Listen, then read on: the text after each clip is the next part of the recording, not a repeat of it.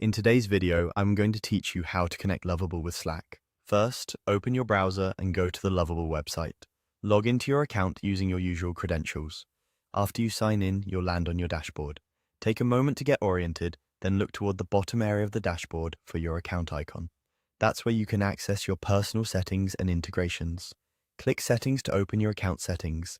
Inside Settings, navigate to the Connectors section.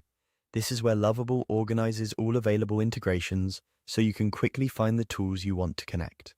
In the Integrations view, type Slack into the search bar.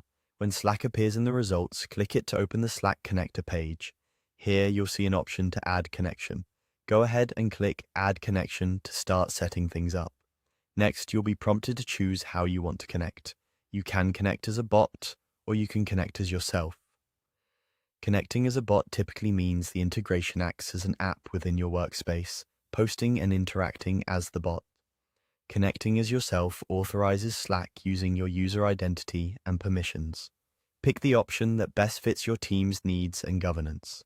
If you're not sure, check what level of access your workflow requires before proceeding.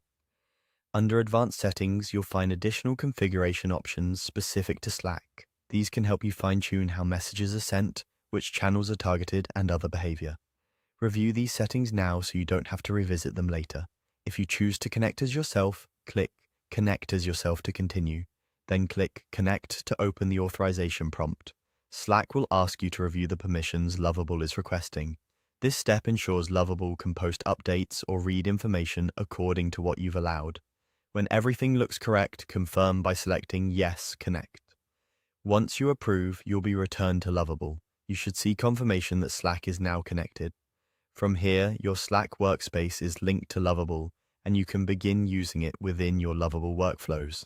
If your team uses multiple workspaces or strict channel policies, make sure the right workspace was selected during authorization and that any required channels are available to the integration. That's it.